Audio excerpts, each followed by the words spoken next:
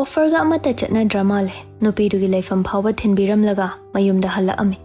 David na Minai kowbaga tadabi thorido kaino ekhoina ngasai deina tunginari se kai wen khangiba natu unarabanina kanamu drina tro Rasperna ahidina koi han khraboiningi yum changusilo ngasai khai ngai bawaramani ngasidi ai treat tawragi lakpana nasana hairene harau baisu nungai baisu wa baisu feloi baisu marking baisu laibak ta treat haina thara leirisidi ha gari dom kam koidoragi bro da khamoba minai sigi matung damda tongki matu puruba gari se tongagane ai shumari chatpra yengi ai ngasai dei thori nang amuk bike se thawro ai oin tongoge yare mari yelano nabani amana thawro amana tong bike tu na in thawragi adu idi yare dana adu yai odi thagum si ko mamai gari ni atai to pamta thawbai tabane aduga ya handradi ai lefam kangbai wa leiti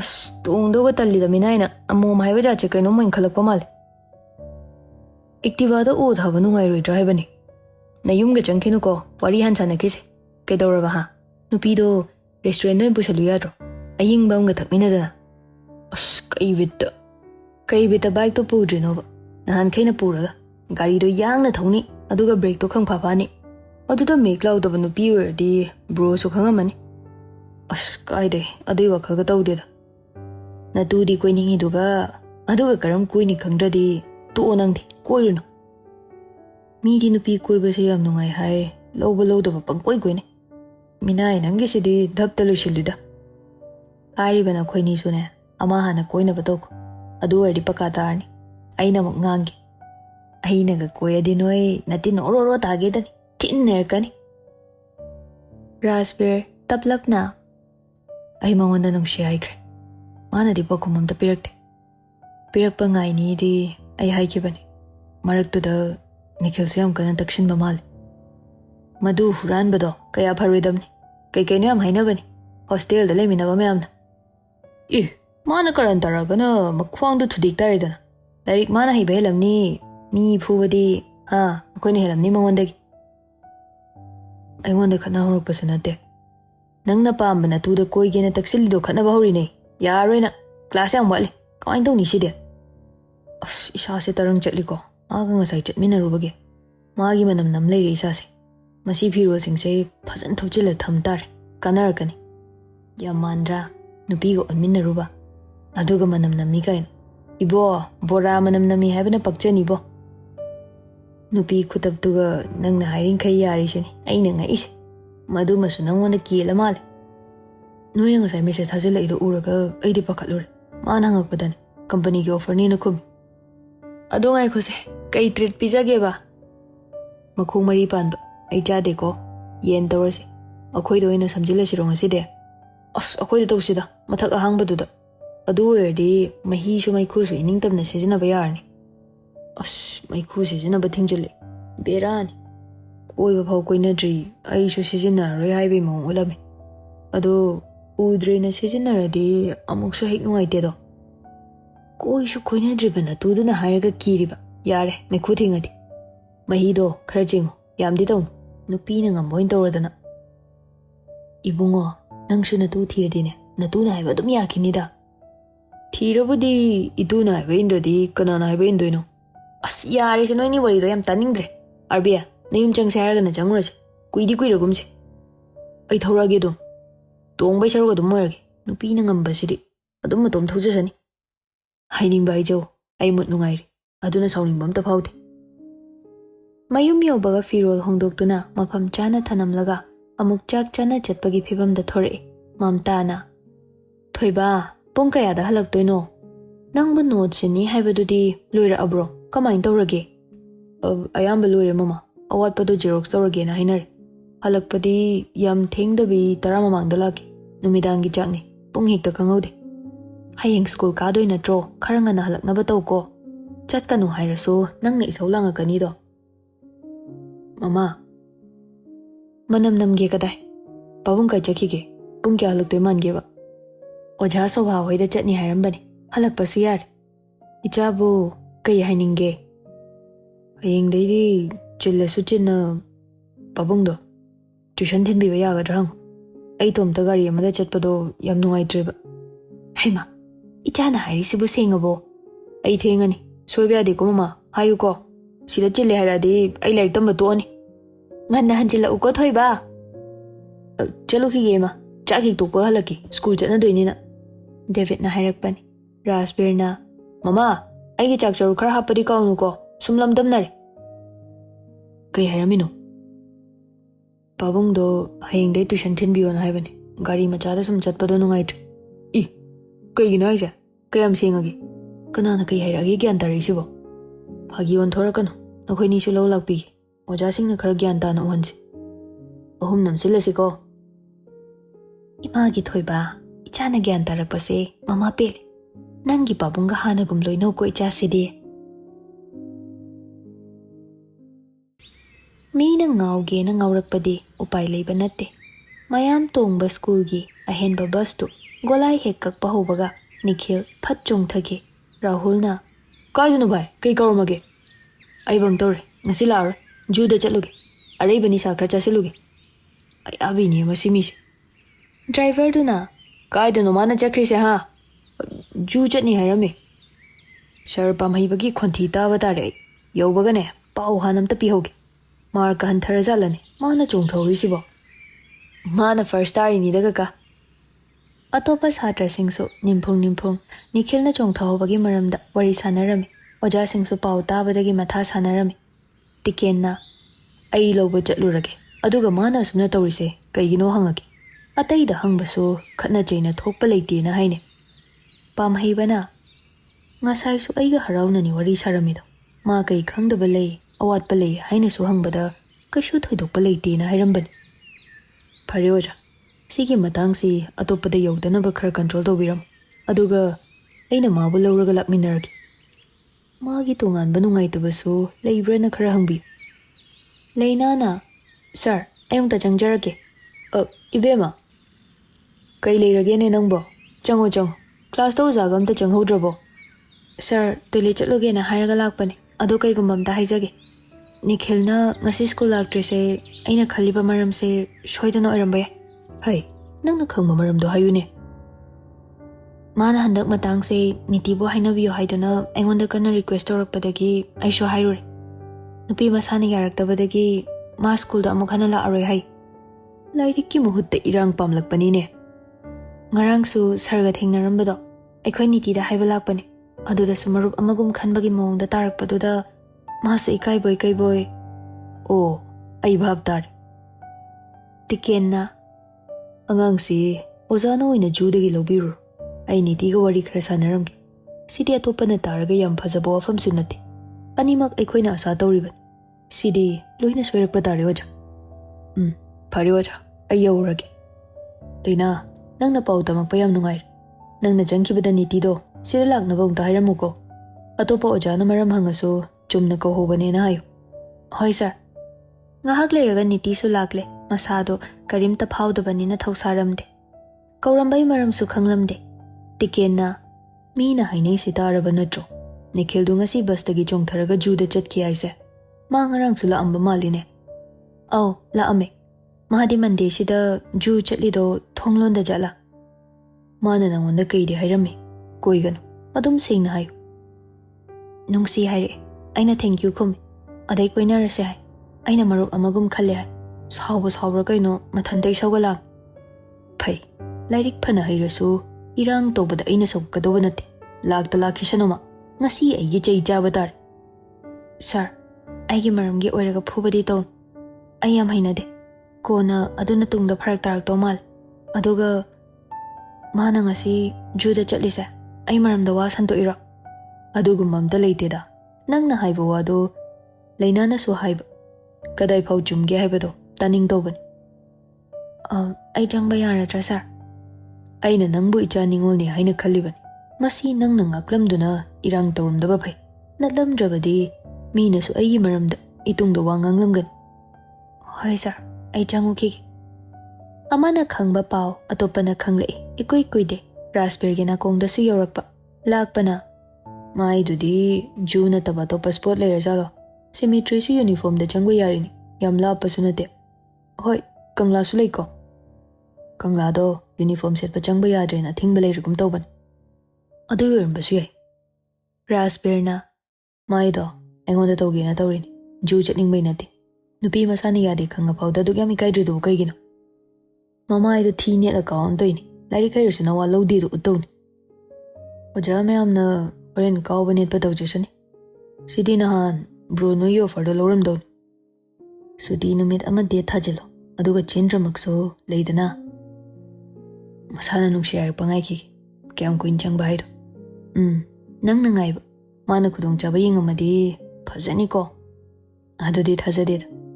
Thazadi haraga mana du moina nangondo onkhala adi phazani. Bro, nang su kayumba credit to hobana phani. Midi yung juga chatana tawrisi. Nupini yana ba blackmail tawrini. As, nupi ba duk chupna tanagadro. Yara to olor. Ay ko, matha yam saida. Haipam khangdi. As, am chabat naida. Break inungay ba say pawan loyak manghandor. Piral taning mamale nangido. Bro, lainala ise nahondo wa haido male. Kay haido jano. Masi nupi siya nung siya haido laga tarang chatan sira. Pamuy ko nung siya haido ba. Hero, improvement exam de uchena china pass taw kre hai. School ki exam de 0 na hawe haine. Adubo no bro. Aigi signature ni. Nakoy na tawgi nga moido ba. Nang na kay hairuge ni Kilda. Ikaira male. School galag drese. Lairi khaira mana heli haiba. Niti do nang haizilura no. Mahonda dong koy na hankro. Lairi te hining ba matam da haiba yaina. Niti do mahonda koy hankro ay sibu kay gino. Bro. Niti na ba ni say namda na koy na handoy male. Koy dore leina. Handak parikya muk taw dore dana. Adu da ma kyam phang ba yeng tar. Adu wam di haige. Nikhil na ne niti se koy ni haibani. David na ay na nang koy ni. Mabani koy na kibada. David. Hojik pudi ming kau zawda. Koy re kanda di tamako ko. Madu kra pakcha do mal. Na koy se amatagi oy gata bagi mami udi. Raspberry na. Nang nupi ni. Icham-cham na class manaba ama oy na kau na ngang nabadi kaide. Adu na taba privacy di hanjilakano. Aduga mana handak parikya su yengjo. Ay di 0 na do makok tangi. Nanggadogi ba? David na sumuk mating pang sila 0 circle da ne niti do thamni haibane. At the end, loina idaba wari di circle da na phadaw male. Atay di tambangam de na dra. Adu ni bro. Beldar male. Akoy muk changage leina. Somda Nikhil lauruduna tiken ne Nikhil ne pamhaibane. Wari sanari tiken na. Nang nasa wakhal khantaba ngamdaba su nate. Kaygino nang na bus tagi chongtharaga juda chatle na hairisibo. Sir, ay laknindraba. Nang school asina sa chawna thamliba satran. Masigi thazaba manghange khangan. Nakoy na shwerakpa matamda ngaknaba haiduna leiribani ne ikhoyshe. Pamhaiba na. Masay su kimta tohoba nate. Nasa nungay tabagi lehoba ne haradi pay. Ado su nate. Chongtharido kidro. Shwayba tamba ngamba nate ni. Ay su ngaktang do bab oiro sir. Nang na chatninga so ingonda haini dana. Ado oiradi satra atay show pulap puni. Yang ngasidi mandi oibagi ju su close tawrami dun. Lawbala amdradi nang halakpa su ikay panawaram nini. Matung dane amukha na siguma thawdokse thoktanaba taw ko. School gi satra satri pumba nangi pause tadaba amta yawdraban. Kashu natabada ikaydro. Sorry sir. Tiken na lainala ami. Wari pumba tamam. Nikhil, I never expect this from you. Pamhaiba na so. Lairik tagi henba karimta laytabani ko. Taroydaba angka khara hotlagane matam manggedan. Nang da nate. Mamangda sigumba thawdoksing yawkiba satra mata mama mapa kaudaba yawde. Aigishu kaudara sir. Ozana ngangbada khumba matang matam chade ko. Lairik tamisi tanja chanaban. Atopo oiramadi ngasay na khud tharamani. Asok su chang aga. Nikhil, pero say hay si kaygino. Ay si madiyam thazade ko. Ay di makoy ahumdugi maraktay tawgadra haraga manawin na tawba sida pura manggumbani. Raspberry su cheksen ba pay ko ja. Mana niti pamjilakpani. Aduday ni loin lais. Sir, magi sumarag yam chaw nale. Ay su jingnay ni. Ayuk ki tuition yaw ba na te Raspberry si. Ani ahumrak suri nitiga wari sanaramba. Adudi anidu koinarajala Rasbir da haisira. Natraga ozadorin masada haisira. Pam haibana aidi ozana hairido thazade haibe wadi nati. Adubu Rasbir do adumain tawumdoi mande. Hoi, mamanaba anidu dagi hena kaunade. Adubu mamanabi kaunaba masing hel. Sir, mana ngagtani tawrise. Sir gi tuition da makoini matai thangaga phamido aduna sakin. Oh, niti wari sadaba yadre. Asokna last bell ta dauramni adui charune Rahul ngai rucho not sinaba yani da dogi disa ekoi oja khai wari sana hogene nang stop ta sum leiradi mayam ne su wa hangning me halakani ne hoi sir onthongna thaja khidreda niti na tawri base ngalli ngai da ai Rasbir du ngang khobana phado mal ngangu no oja ai di kemta tawam do mande angang masel panghai haibo iramni da asokna muksu amuksu mandine Rasbir gi mawd madi nupi amada nate mayamam kaunai ngangne matam khara wangang de yengba haidoni kari ahongba lei haibado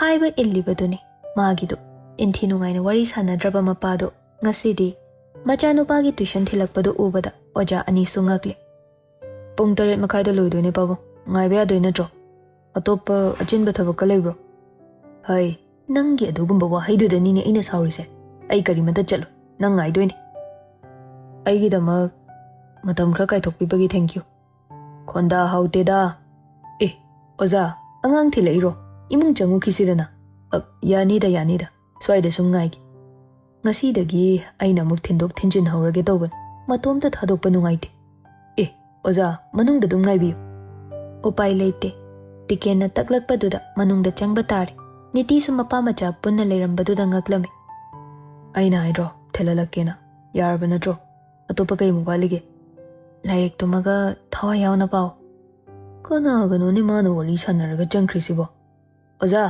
somda yani pam haibana oza yam thajadana somda lengthok biri nangina maningida tawbro oza maningda tawi sangoida tawba yabani mathaktai angang mayamga sangoiga parga langa adi phibamam tararoi tawbani ai taribane oza gi sangom glass amta semaune chini hapta bi semaluko hojiksi diabetes leiradrana isa se pakhat bahori aina muk thaktradi nangsu nungai ozana sangbada aigi da suchak amadi chada watlibani ko icha angau base amta 12 lalhan kisi chak to mayam pulap aina pijadoin masibu karam tawgadabanu khangdeni yumda su lairik pade khara leira pajarak pa haiduni aikoina su karina phagadagi kana khanaribani oza masi phajana hotnaradi oidawni makok phattabasu nati haitabrasu dumai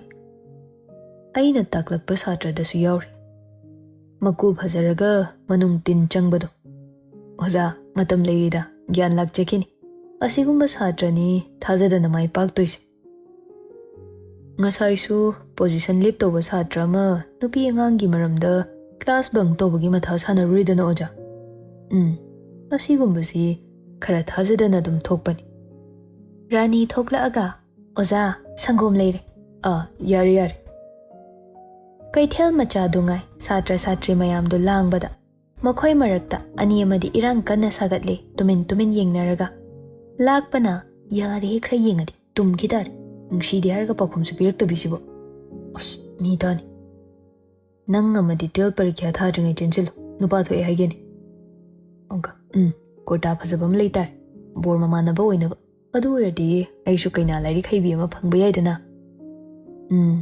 phangni phajana somda su leinana kainoi bema ngakpai batari yengningde ko nang henmal kaidawrage asinu pase handak pai khala iseda ma kyam phangi engdoi ma yam mukhai kibani kanano RB ro mani kaino mana tari kana oidorige hanadi yam phaba man kibani sakyam kakpi ga tawi mapa oja oirena adumai hainu he RB gi mapa do akoi school do oja oi basanati aduga nangna du ngai tredo kaigino magi mi changak tangai re nikhil gi mi changdi kanam ta changde As mai wapala kano yar.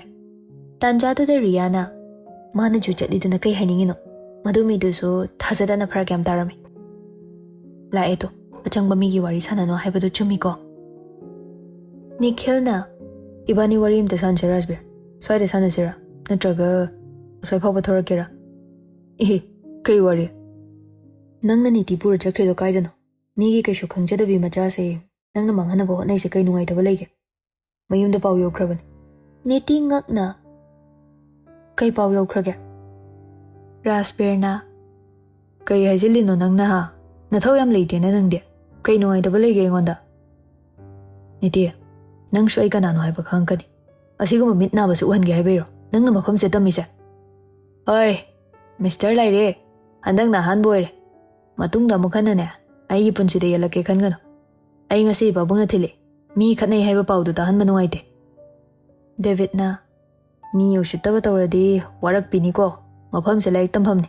Khatna fam nate. Kitang lem na se. Lakpa na mo. Bas tay chong tharaga ju chatpado thonglo lambra. Nang dine Mahabali da. Nang na jana ba hiruk mayam galoina na nang ngai hobane. Nakhoi kangbuna. As adu su chatpa hiramoy mi. Lambi imta takpi ko. Oto khampham do adu thibada wajadoi. Napunsigi mi oiroidaba na khoina nganglaga aina tadau nate. Nangna ngame niti lau aina ngame ma lau ni. Adu mai munara lau dau nate da. Ma aduk nungshiraga mahagi lambi da thingi kaigino. Apamba chachasano. Tanjado da pamahiba changa aga. Kaidore ha kana ke toiro. Hawrasi thing nafam da batau ne. Sir, ai ngasi di mamang da phamge. Maning da phamba nungaite. Pulap phamin naudana. Ahum khak pham doi saro. Yani sir, ai mamang da dum phamage.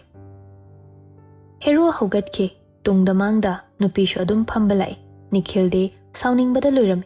Rihanna koina rasalo ani sa. Nungai doi ni bahiye.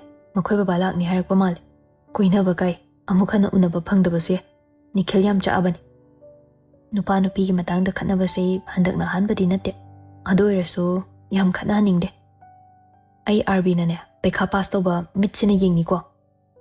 Tawdana ne 11 admission phangini ko. Sida nangsu adu de haimal. Ani do kiba kai de hairun. SMS khara thanarambado call tawduna wari sanarami. Makhoini shu nungshibada lupira tawira khangde. Rasbir na adu sarna kai haige. Masu mabuk phatmande. Yumgi halda kai gi pau pirino.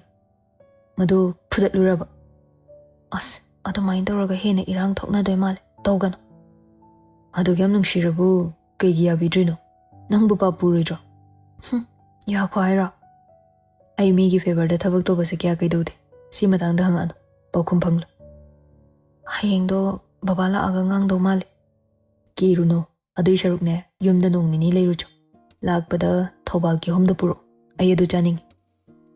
Nungshibra ki hom chaning e kain churuk yam thao. Churuk thakpa ai gi di ki hom do na mateng oi doine. Mina su thobal ki hom hawe haibadu da haiban. Pizaning dradi kai upai le. Pizaning da bainate matam na tawasida. Sana leibak ta phangdaba kai lege. Kumgi basanta su aingondagi hena ngawbane. Matam na tres adum phangbane. Adu oiradi ai puragi. Kai lege nang hojikpo wari sari se sar khangdro. Mathakta lairik paramne indom cha angang somi. Aina maning da phamli. Maning haidi toilet ro. Ikai ba khang natte nanga wari sage na leibane. Makha darara phazapam leiteba. Ngasai do Nikhil na kai hai kai na hangi. Ai nga tang tarang chatle. Nang su chingna ba mal. Sar pam haibana khara kan thokpi mal. Indom chana tamakpan. Nupi masana ya phau yadri. Aduga chingna biriba. Ado wari su sanai. SMS su thanai. Aina haiba su nangna yai. Nangna haiba su aina yai. Ado kaidongi nungsi hairak toino. Ado ek balak pada isa sa hekta ni. Thaina nupa amana chithi piraga. Aina pa thokpado. Ish. Nupa koi rana. Koi di. Nupa na koi ke haina chithi pirakpani.